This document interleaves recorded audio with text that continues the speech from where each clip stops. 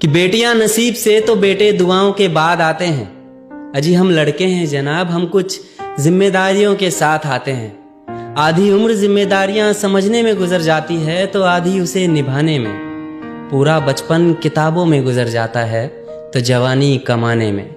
ये जिम्मेदारियां उम्र के साथ बढ़ती है, ये बुढ़ापे में भी कम नहीं होता। अजी कौन कहता है जनाब हम लड़कों के जिंदगी में गम नहीं होता। तू इच्छाओं को पूरी करने में व्यस्त है और इच्छाएं तुझे बर्बाद करने में। कुछ लोगों ने की सिर्फ वक्त गुजारी और कुछ लोगों ने इसे मोहब्बत समझा। मन उदास हो तो एक काम किया कर, भीड़ से हटकर खुद को थोड़ा वक्त दिया कर। वक्त बुरा हो तो मेहनत करना, वक्त अच्छा हो तो किसी की मदद करना। इसे इत्तेफाक समझो या दर्दनाक हकीकत, आंख जब भी नम हुई वजह कोई अपना ही था। एक ही जैसी थी वो माचिस की तीलियां, कुछ ने दिए जलाए और कुछ ने घर। कभी पड़ोस भी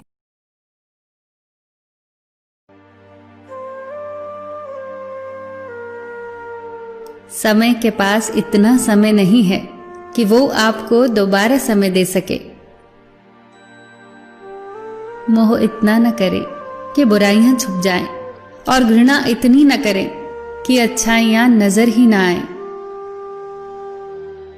इंसान के बर्बाद होने के 6 कारण हैं: नींद, गुस्सा, डर, थकान, आलस्य और काम को टालने की आदत। चाहते हो कि जीवन में प्रसन्न रहो तो मन को खाली कर दो। भगवान श्री कृष्ण की प्रिय बांसुरी की तरह, न राग न द्वेष। यही कारण है कि बांसुरी से मधुर संगीत निकलता है। खाली कर दो इस मन को, मुक्त कर दो। राग, द्वेष, ईर्ष्या, बैर, घृणा सब से मुक्त कर दो मन को। फिर देखना आपका जीवन भी बांसुरी की ही भांति।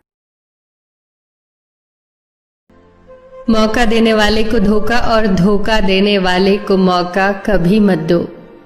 गरीबों की हाय और दोगले इंसान की राय कभी मत लो।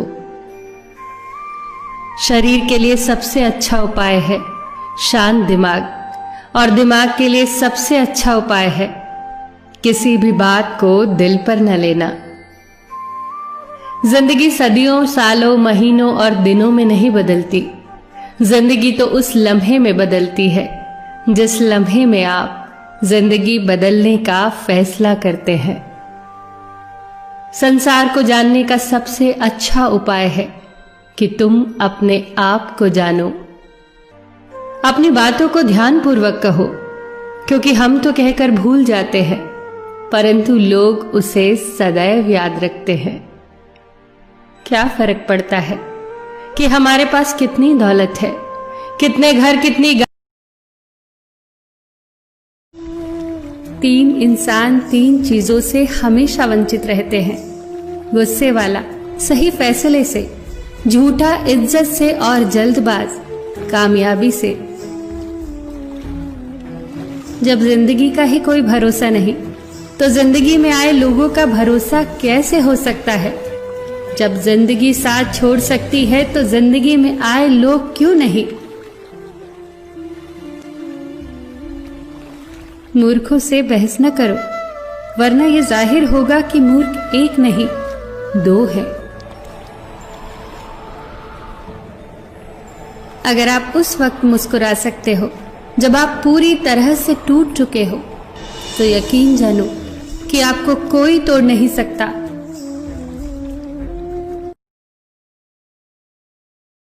और बांट कर खाने वाले कभी भूखे नहीं मरते।